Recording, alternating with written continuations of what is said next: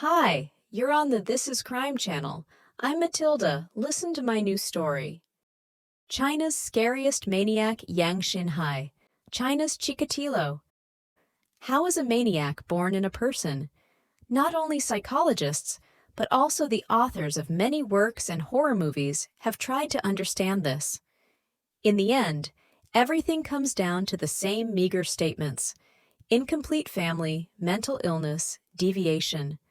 But not all children growing up in dysfunctional families become serial killers. Not all those who experience even the most horrific events pick up a gun and start killing. Only some monstrous confluence of circumstances, an unfortunate combination of many factors, give birth to a maniac, a killer who will stop at nothing just because he likes to kill. Today, we will talk about one such person, Yang Xinhai, China's monster killer. From 2000 to 2003, Yang committed 67 proven murders and 23 abuses. Just proven, the exact number went to the grave with him. He did not get the nickname monster killer in vain. His crimes were committed with truly monstrous brutality. Thus, among his record were children, pregnant women, murders of up to 5 people at a time. Thanks to the latter, Xinhai can be called not just a serial, but a mass serial killer. Powerful in its malice and bloodthirsty maniac did not become so immediately. It all started very simple and prosaic. John was born into a peasant family on July 29, 1968. The family was one of the poorest in the village. Parents worked, and since besides John they had 3 older children, he clearly did not get enough attention. At school, the boy did not get along with his peers. Parents did not need him, as he himself thought. Therefore, Ian grew up a boy withdrawn, thoughtful, but intelligent. He was characterized by high intelligence and studied well, and nothing at that time did not foreshadow his terrible future. However, the extreme poverty, typical of Chinese peasants, still gave him no chance but to continue the work of his parents. Not surprisingly, at the age of 17, Xinhai dropped out of school and set out to wander China.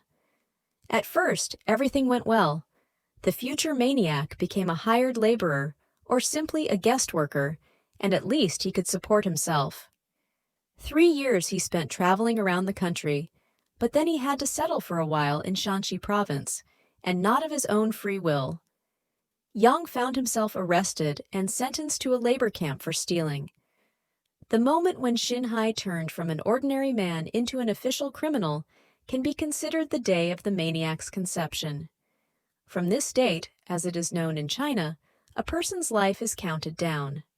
However, in prison, this peculiar womb, he was to spend several more years. The first murder was committed on September 19, 2000. Although it would be more accurate to say murders, in his first bloody outing, John took the lives of 2 people. The crime was committed in Henan province, a favorite place of the maniac, where at the end of his career will count 49 murders, 17 abuses, and 5 assaults. Xinhai's method was simple and gruesome. He would climb into a house and take the lives of everyone inside. Yang took other people's lives with hammers, axes, and shovels. Curious, did the maniac choose these tools simply because of their availability, or did his peasant past somehow push him to work tools?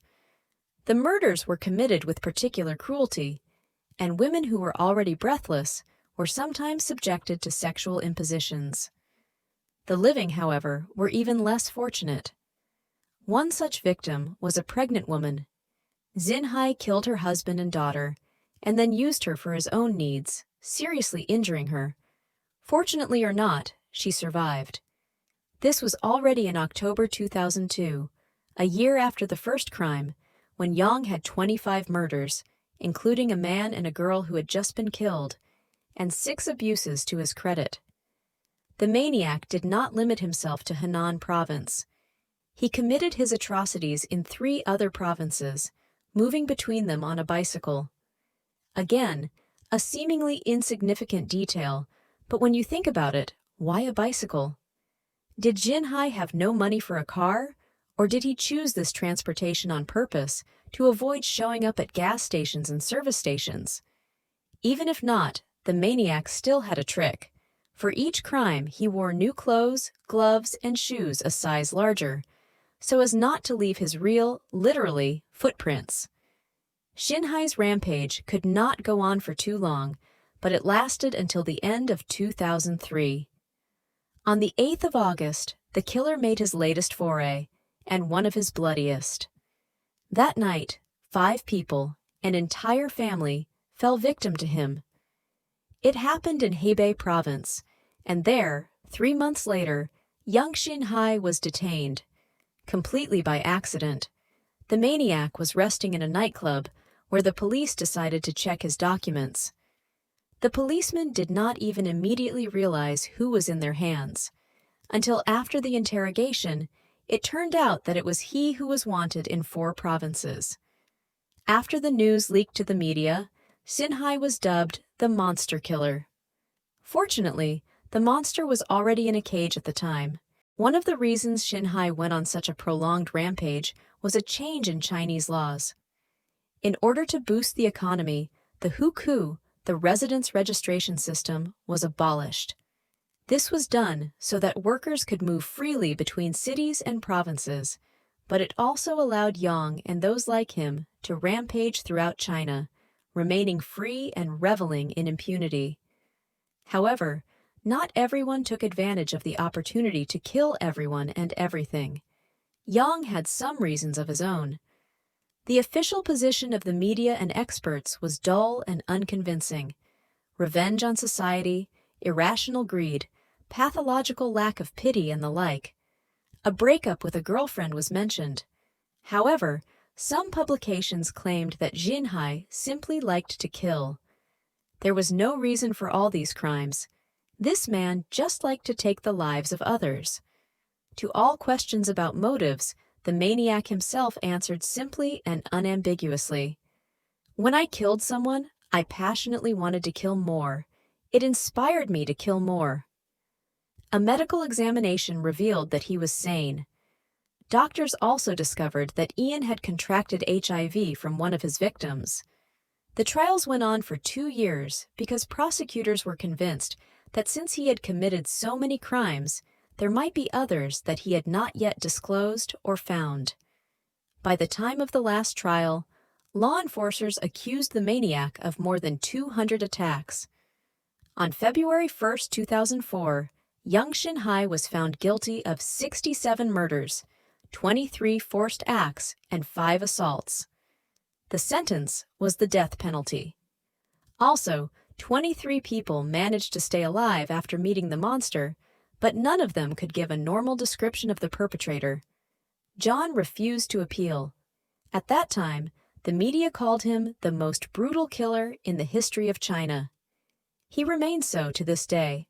On February 14, 2004, young Xinhai's story ended. He was put on his knees, put a machine gun to the back of his head, and pulled the trigger one single time. Interesting fact, on the same day, but 10 years earlier, Chikatilo was shot. Of course, young Xinhai, the most effective serial killer of China since the founding of the People's Republic, that is, since 1949, who was called a mutant dwarf, but he was not. However, this stunted maniac, who killed in 4 rural areas, did everything he could to make those who glimpsed him think they had encountered a creature from the looking glass. Thus, John achieved an important goal. Random witnesses could not describe the bewildered detective real appearance of the criminal, but willingly endowed him with giant hooves, or blue 3-toed paws, or horns. When at the interrogations of the maniac was asked and learned the motive for the murder, John said, "I don't care if they deserve to die or not. It's not my concern. I have no desire to be part of society. Society is not my concern." At the time of his execution, the maniac was 35 years old. There have been quite a few documentaries, books, and songs about him, but they all failed to gain popularity. If you like this story, subscribe to the channel and put a thumbs up. Look forward to more stories from the team of our channel. This is Criminal.